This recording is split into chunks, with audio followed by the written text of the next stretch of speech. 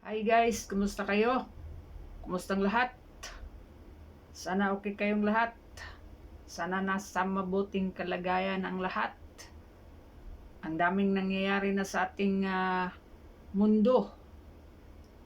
At ang daming mga balita sa ating bansang Pilipinas. May mga nakukulong na at may ikukulong pa. Pero bago natin pag-usapan yan, kung bago ka pa lang dito sa aking channel, huwag kalimutan i-subscribe yung ating YouTube channel, Ili TV, at pindutin ang notification bell para updated kayo sa aking mga upload na mga bagong video. Matagal tayo hindi nakapag vlog kasi nga daming trabaho, pagod na, kaya pag tapos ang trabaho, scroll sandali sa Facebook, sa YouTube, then tulog. Minsan hindi na namalayan na nakatulog na pala, no? Pag-usapan natin guys itong pagka-aresto o pagkakulong ni Jason Sa. Hindi ko maintindihan kung bakit siya nakulong. Pero yung ang sabi, dahil sa cyber libel na kaso. Dahil nga doon sa chismis. Kung naalala ninyo yung chismis na patungkol dyan sa health ni BBM, na sinugod di umano sa ospital, namatay na si BBM. At saka yung plug na half lang, no, binaba yung plug, tapos half lang. Ang ibig daw sabihin nun, meron daw namatay. Galing din yung kay Jason Sa. Kaya nga na chismis na si BBM nawala na, natigok na, impostor na lang yung BBM na lumabas dyan. Yung mga ganon. Dami kasi akong nababasa, nakikita, napapanood. Pero ano ba talaga ang totoo? After nga noon mga chismis na yon na nagsilabasan sa social media, after siguro, kasi ano yun isang linggo, wala yung trabaho. Kasi nga, ano yun mahal na araw. Holy Week. And then, after ng Holy Week, another 1 week pa, bago nagpakita si BBM. No, yung naglukso-lukso, nagtumbling-tumbling. So yung na yon, yung mga chismis na yon, isa si Jason Sa na nagpakalat niyan di umano. Pati nga si si Eloy Bugris, isa din yan sa nagbablog patungkol dyan sa si BBM ay impostor, yung hindi na si BBM yan, yung mga ganon, tapos yung about sa kanyang health, at marami pang iba. At ngayon, nung isang kahapon ba yun, inaresto si si Jason Sa ng NBI. Ngayon, sino bang nag-file ng kaso? Sino ang complainant sa cyber libel? Bakit inaresto agad-agad si Jason Sa? Meron agad warrant? Sino ba ang nagkaso? Kasi yung issue patungkol diyan sa health ni BBM. So, si BBM ang complainant. Si BBM nag-file ng kaso kay Jason Sa patungkol dyan sa chismis sa kanyang kalusugan. Alam niyo, nung panahon ni Duterte, meron din ganun. Si Duterte, malapit nang mamatay. Pero yung kay BBM, meron namatay na daw. Kay Digong naman noon, si Digong malapit nang mamatay, may cancer. Wala man pinakulong si Digong. Dahil lang sa chismis. Pero ngayon, grabe yung mga vloggers. Kung naalala ninyo yung mga tuwadkom sa Congress, yung mga vloggers, sa karamihan doon, mga DDS vloggers yun. Dahil daw sa nagpakalat ng mga fake news. Paano yun ngayon? Si BBM fake news din. Yung sinabi niya na inaaresto na si Saldico. Fake news din yun. At saka presidente siya. Si Jason Sa, wala nang yan. Nagpa-farm na lang yan doon sa lansunisan niya sa Davao del Sur. Doon mga mangga niya, mga lansunis, o mga pa doon, mga durian, marang. Yun ang trabaho ni Jason Sa. I-compare mo kay BBM na siya ay presidente ng Pilipinas na nagpakalat ng fake news. Sinugundahan pa ng kanyang tagapagsalita na stop na na-stop, nahuli o magkaiba ang meaning. Parang lindol lang, napa-stop.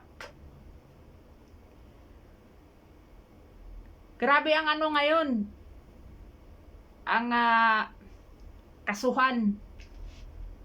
Diba si Manscarpio, nagkaso din. Kinasuhan yung mga congressman. Kinasuhan yung Bangko Sentral. AMLAC. At saka yung BIR. Diba? Kasi nga bawal man yan.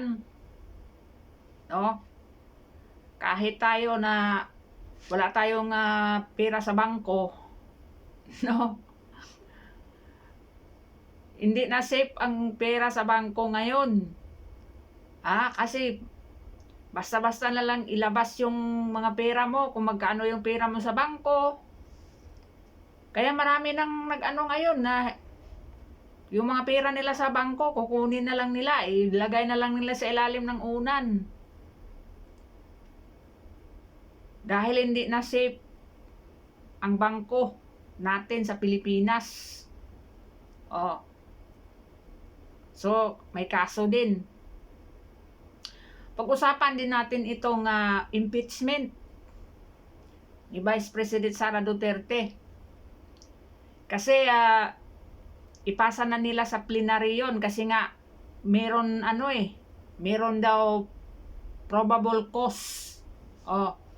Merong mga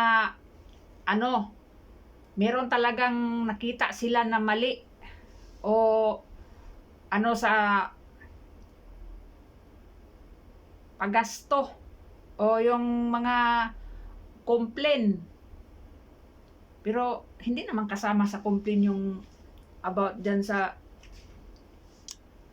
yung mga AMLAC, yung mga wala, hindi naman kasali yan. Kasi ang complaint nila yung confidential fund na 125 million na ginasto ng 11 days. Tapos kay Madriaga 24 hours. Diba? Diyan pa lang may mga mali na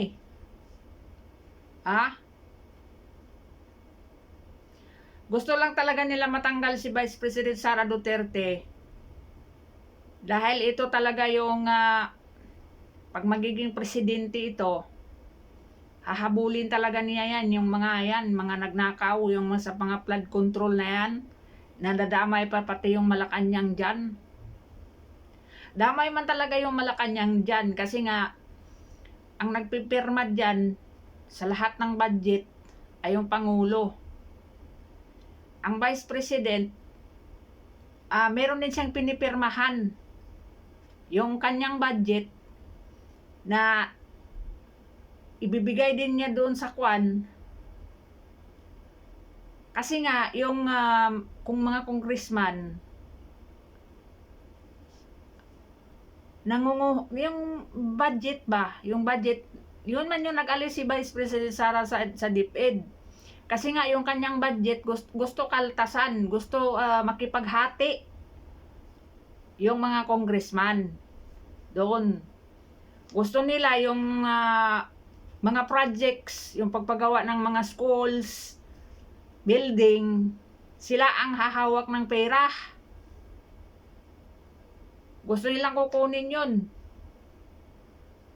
Hindi pumirma si Inday Sara dun.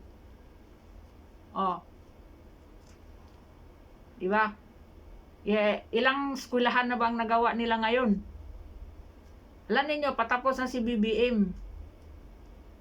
2 suna na lang. Magsuna yan ngayong July. 1 suna na lang. Next year. Mag-eleksyon na tayo. Alam nyo, kayong mga loyalista, mga Pinglawan, gusto nyo talaga ma-impeach si Vice President Sara Duterte. Kasi ito talaga yung malakas na kalaban ninyo. Makita naman natin sa mga survey, no? Mula pa nung nag-upo sila ni BBM, number 1 talaga si Inday Sara sa survey. Palaging siya ang pinakamataas sa lahat ng mga trabahante sa gobyerno. Si BBM, pababa yung kanang survey. Si Inday Sara, tumataas yung kanyang survey bilang trabahante o bilang Vice President ng Pilipinas. Ngayon, dahil tatakbo nga siya, so siya ang nangunguna sa presidential eleksyon sa 2028. Hindi takot si Vice President Sara Duterte sa impeachment. May isang abogado na nagkuan na mag-resign na lang para makatakbo. Alam ninyo, kahit mag-resign yan, hindi man tantanan yan nila. I-plunder din nila yan. Mayroon pa akong nakikita ngayon na sabi, arestuhin si Inday Sara, ikulong si Inday Sara. Ganun na kadali magpakulong ng tao. Ano yan? Ano lang? Ikulongin niyo yung mga ano dyan sana, yung araw-araw may natigi. Araw-araw may natigi sa Pilipinas. Yung isang araw, yung binaril yung dun sa sasakyan, tapos yung 9 years old na pinatay dun sa tubuhan na batang babae na inutusan bumili ng alak. Kayo naman mga magulang, mga parents, alam na ninyo nang delikado yung panahon ngayon. Inuutosan pa ninyo anak ninyo na bibili dun sa bisyo ninyo. My God naman kayo. Minsan kasalanan ng mga magulang Bakit nagkaganyan? Medyo malayo pa siguro yung tindahan. Tapos mag-isa lang. Tubuhan yun Nagtago doon ng mga adik. Siguro gahasa din yun. Gigahasa din pinatay pa. Walang awa. Yun dapat. At saka yung ano ng flood control, yung mga nagnakaw ng pera ng taong bayan, yun ang i-aristuhin ninyo. Hindi yung mga chismis. Kasi kung hindi totoo yung chismis na yun, yung about sa health ni BBM, ang bilis, ang dali lang naman ninyo pa sinungalingan yan eh. Mag-live kayo dyan sa Malacanang. Mag-live si BBM, sabihin niya, ay, vlogger naman yan si BBM eh, mayroon naman siyang sa Facebook. Mag-vlog siya. O yung mga chismis diyan na namatay na ako or mayroon akong sakit. Nandito ako, dito ako, buhay ako, wala akong sakit, hindi ako namatay. Ganun lang. Di tapos. Di ka marami pang chichiburitsi. Kaya nagkagulo lalo. Tapos ikulong pa yung mga nakakalap lang naman sila ng ng mga balita kasi alam niyo yan si Jason meron din yung mga koneksyon. Meron din mga bubuwit yan. Oh, meron ka mag-anak, may mga kaibigan diyan sa loob ng hospital. Siyempre, makapindot din sa kanila yun. Oh, kahit diyan sa Malacanang, meron din silang mga bubuwit diyan. Oh, kaya nga merong alam niyo yung Intel, yung 125 million ni Inday Sara. Yung pagkamatay nga nung mga rebelde na 19 na rebelde nung namatay. Meron ako nakitang nagpost na pasalamat kay Mary Grace Piatos. Dahil nga si Mary Grace Piatos, yan? Binabayaran yan para magbigay ng mga impormasyon. Yung mga intel na yan. Yan yung trabaho ni Mary Grace Piatos. Yung mga impormasyon ni Mary Grace Piatos, binibinta niya. Yun. Kaya si Inday Sara, hindi siya dyan. Kasi ayaw niya talaga kasi gusto talaga ng mga NPA dyan sa Congress. Gusto nila talaga malaman sino yun si Mary Grace Piatos. Ay, nako. Kaya wag na kayo mag-aksaya ng panahon. Mas mabuti pa, magbutuhan na lang kayo at ipasa na ninyo sa Senado. Para na rin yung Senado. Kasi marami ngayong mga chika-chika na na-pressure na. Na-pressure na yung mga congressman, yung mga senador. Asan ba sila na-pressure? Siyempre, ma-pressure talaga sila kasi yung iba dyan, re-electionist sa 2028. Tandaan ninyo mga kababayan, si BBM 2 taon na lang. Matapos na siya sa kanyang termino. Meron na tayong bagong pangulo. Ngayon,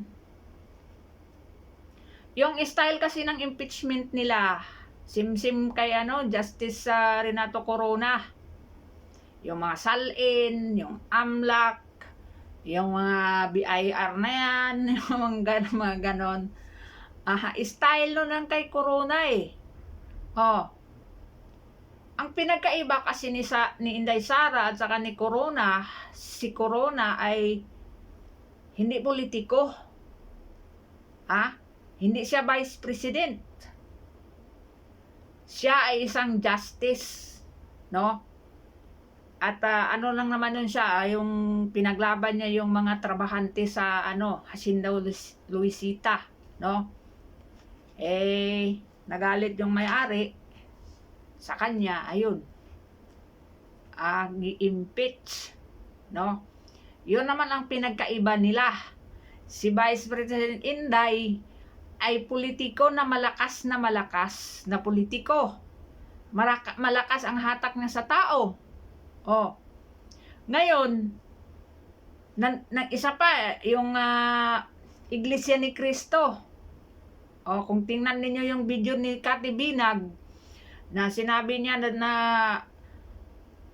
i-blacklisted ng INC o Iglesia ni Cristo yung mga politiko na boboto ng yes sa impeachment. So, yun. Oh, tandaan talaga kayo ng Iglesia ni Cristo. Kasi nga ayaw ng Iglesia ng impeachment. Ayaw nila i-impeach si BBM, ayaw din nila i-impeach ang Vice President. Kasi ang gusto ng Iglesia, tutukan yung problema ng bansa. Hindi kayo nakinig eh. Diba? Sige pa rin. Hawak ko ang box. Hindi naman binuksan. Oh. Diba? Yun eh. So yun, tandaan ninyo mga congressman, yung mga re-electionist. Blacklisted kayo. Sa Iglesia ni Cristo. Okay lang sana kung walang iglesia dun sa lugar nyo. Pero yung mga party list, tandaan ninyo ang party list, buong Pilipinas at mga kasama pa nga mga OFW boboto sa inyo. Oh. Ang Iglesia ni Cristo, buong mundo, meron sila. Parang KOGC din. Ngayon, kung dyan sa mga distrito nyo, distrito lang kayo, okay lang kung walang mga iglesia dyan sa lugar nyo. Pero ang Iglesia ni Cristo, kahit saan meron. O kung blacklisted na kayo, buong angkan nyo na. Buong angkan nyo na, kahit sa apos nyo sa tuhod, apos sa siko, wala na, hindi na. Lalo na yung mga senador. Ilan ba yung dyan? Ako tingnan ko kung sino yung boboto na, hindi boboto dyan sa impeachment. Siyempre, Bongo, Robin Padilla, Bato, hindi pa naman natanggal si Bato. Di ba? Wala pa, hindi pa siya natanggal. Kung matanggal si Bato sa senador, so wala na si Bato, si na lang, si Robin, si Bongo, Marcolita, Amy Marcos. Ako, sure ako si Cayetano, hindi boboto ng impeachment yan. Chis Escudero, hindi boboto yan. Kasi nga, nung last year na impeachment, hindi nga niya yun eh. Binalik nga nila yun sa Kongreso. Kaya nga pinag-initan yan si Chis Escudero dahil yun sa impeachment last year. So ngayon, hindi boboto ng impeachment yan. At saka re-electionist yan. Si Chis Escudero. So ilan na? Robin Padilla, Bongo, Amy, Rodante Marcolita, Cayetano. Hindi ko lang alam yung kapatid. Hindi ko alam yung kapatid ni Alan Cayetano. Kung boboto o hindi yan. Si Chis Escudero. Yung dalawang anak ni Irap. Si Jinggoy at saka si JB. Si JB nag-ano na siya na ayaw niya ng impeachment. Si Jinggoy, ayaw din ni Jinggoy ng impeachment. Kasi nga yung tatay nila in-impeach din yun. Ayaw nila impeachment. Kasi wala maitulong sa Pilipinas. Bakit? Anong na-impeach ba si Irap? Gumanda ba ang buhay ng Gumanda ba ang Pilipinas? Ano bang naitulong sa impeachment? sa taong bayan. Oh, ilan na? 8. Si Villanueva pa. Oh, si Joel Villanueva. Si Subiri pa. Oh, Subiri, sa tingin ko si Subiri hindi boboto yan. Maka-Inday yan eh. Oh, si Meg Subiri, maka Duterte man yan. Hindi boboto ng impeachment yan. At saka re-electionist yan. Lalo na kayo, nagpahiwatig ang Iglesia ni Cristo na i-blacklisted yung boboto ng yes sa impeachment. Aroy! Diba? Wala yan. Ang boboto ng yes dyan, siyempre si Soto, si Lacson, yung mga Tulpo, si Hontiveros, si Pangilinan, si Aquino. Hindi pa nga ako sure kay Bam Aquino, pero baka boboto din yan. Pero may pangarap pa yan, mataas yung pangarap niyan. Paano kung i-blacklisted na siya ng iglesia? Susunod tatakbo siya, wala na siyang makuhang boto sa Iglesia ni Cristo. Nako, sino ba talaga ang ngayon? Malakas ang loob. Yung si Tulfo, re-electionist yan. Si Rapi. May pa, si Gatchalian. Sino pa? Si Hontiveros. Si Ligarda. Hindi ko sure kay Ligarda, hindi ako sure. Pero yung anak na, nasa Duterte ngayon yung panig. Si yung anak niyang si Libiste. Malay mo, ni Libiste yung nanay niya. Diba? Dinala pa nga ni Libiste yung nanay niya doon sa Dolomite. Kasi nga, di ba maalala ninyo, sabi ni Ligarda, wala daw yung Dolomite. Dinala siya ni Libiste doon. Tingnan natin. Tingnan lang natin. Diba? So, yun lang guys. Kayo mga Pinklawan, ano sa tingin nyo? Kayo, may kandidato na ba kayo? Sabi ng nanay nyo, hindi siya tatakbo. Yun din yung sinabi niya dati. Diba? Malay natin. Baka mag-focus siya sa pagka-mayor niya. Baka gusto niya munang pagandahin yung lugar niya. Katulad ni Isko. Pagandahin yung Manila. Baka ganun din ang gawin ni Leni. No? So, kung hindi talaga tatakbo si Leni, nako, parang si Risa Hontiveros ang manok ng mga Pinklawan. Sino kaya ang partner niya? Si Bam Aquino? Kasi ang gusto ni Leni, si Soto. Si Biko. Wala. Hindi yan manalo. Di ba? Maglaban sila ni Basti. Saka si Biko. Mas malakas si Basti. Yun, magandang maglaban. Sa susunod na presidential, 2034. Si Basti at saka si Soto. Kaya magandang laban. No? Di ba? Tingnan natin. Sino? John B. Cremulya.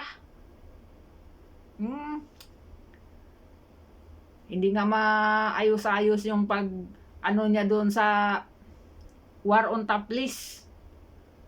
Bawal ang hubad. My goodness. So, yun lang guys.